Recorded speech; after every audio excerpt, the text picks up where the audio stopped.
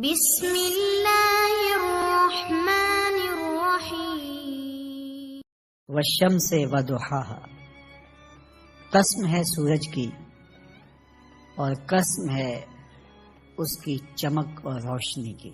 یہ کتنے گنا بڑا ہے زمین سے اور روشنیاں بانٹتا ہے، لیکن مجال ہے کہ اس کے حکم سے کبھی اس نے سرتابی کی ہو، اپنے مقررہ وقت سے ہٹ کے کبھی یہ طلوع ہوا ہو، کبھی غروب ہونے میں اس نے دیر کر دی ہو، تو کہا جب اتنا بڑا روشنیوں کا جہاں ہو کے رب کے حکم کا پابند ہے تو یا مشت خاک تو رب کے حکم کو کیوں نہیں مانے گا۔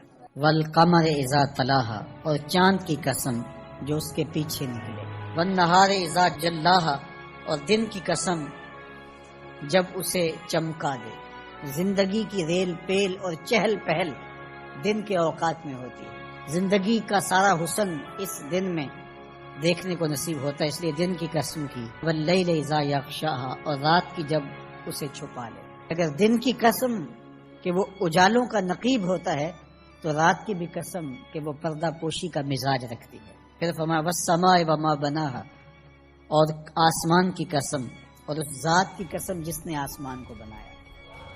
دنیا کے سارے انجینئر اکٹھے ہو جائیں، سارے معمار جڑ جائیں، ایک فٹ کی ٹائل بغیر ستون کے سپورٹ کے کھڑی نہیں کر سکتے، لیکن اتنا بڑا آسمان بغیر ستونوں کے کھڑا کیا ہے، یہ میرے رب کا کمال ہے، یہ اس کی کاریگری کے رنگ ہیں۔ والارض وما طحاہا، اور زمین کی قسم اور اس کی قسم جس نے اسے پھیلایا۔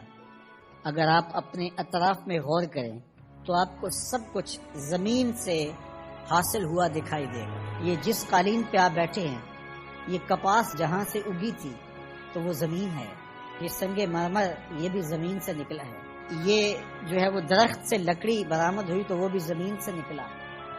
آپ اپنے لباس پہ غور کر لیں، یہ کپڑے ہمیں کہاں سے ملے؟ یہ کپاس زمین سے ہوگی، بلکہ انسان کا اپنا خمیر مٹی سے بنایا گیا ہے۔ تو زمین اللہ تعالیٰ نے بنائی اور ہمارے نفع کے لیے بچھا دی، تو قسم ہے زمین کی اور اس کی جس نے زمین کو پھیلایا۔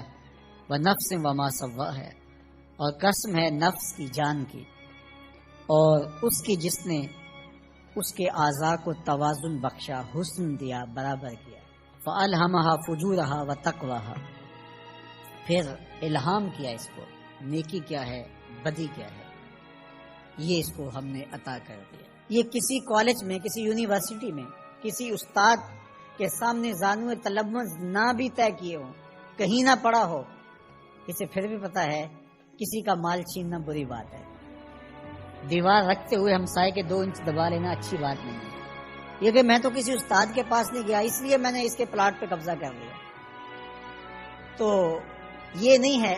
انسان کی فطرت میں یہ چیز ہے۔ حضور علیہ الصلوۃ والسلام سے پوچھا گیا کہ حضور گناہ کیا ہے؟ میں ما حاک فی صدرک، جو تیرے سینے میں کھٹکے اور تو اس بات سے ڈرے کہ لوگ اس پہ مطلع نہ ہو جائیں۔ اللہ نے الہام کر دیا، اس کے اندر یہ چیز ڈال دی ہے، اسے پتا ہے اچھائی کیا ہے، اسے پتا ہے برائی کیا ہے، وہ اچھی تمیز رکھتا ہے، لیکن اس نے مزید کرم کیا راہیں اجالنے کے لیے، ایک ایک جزی کو واضح کرنے کے لیے پیغمبر بھیجے، کتابیں نازل کی تاکہ کوئی حجت باقی نہ رہے کہ مجھے پتہ نہیں چلا تھا۔ 11 قسمیں کر کے فرمایا قد افلح من زکاہا، جس نے اپنے اندر کو ستھرا کر لیا وہ کامیاب ہو گیا، جو رذائل سے بچا، جو برے افعال سے اپنے آپ کو بچاتا ہے وہ ستھرا ہو گیا۔ وقد خاب من دساہا، اور خسر و نامراد وہ ہوا جس نے میلا کچیلا کر لیا، گناہوں سے اپنے آپ کو برباد کر دیا۔ جو شخص بدکار ہوتا ہے، جو شخص گناہگار ہوتا ہے، جو شخص اللہ کے حکموں کو توڑنے والا ہوتا ہے، احکام شریعہ کی پابندی نہیں کرنے والا ہوتا، اس کی زندگی میں چمک نہیں ہوتی، اس کے چہرے پہ مسکراہٹ بھی دیکھیں تو وہ مصنوعی ہوگی، حقیقی مسرت اس کو نصیب نہیں ہوگی، ساری دنیا کی دولت بھی سمیٹ لے اس کو خوشی نصیب نہیں ہوتی۔ طمانیت باہر سے نہیں آتی، اس کے سوتے اندر سے پھوٹتے ہیں۔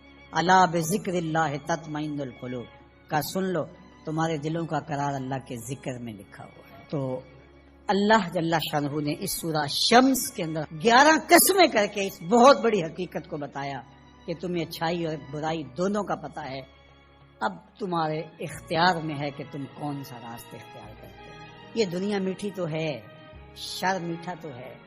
حضور نے صاف فرمایا حجبت الجنت بالمکارہ وحجبت النار بالشہوات. جنت مشکل کے پردوں میں لپیٹی گئی ہے اور جہنم شہوتوں کے پردے میں لپیٹی گئی ہے.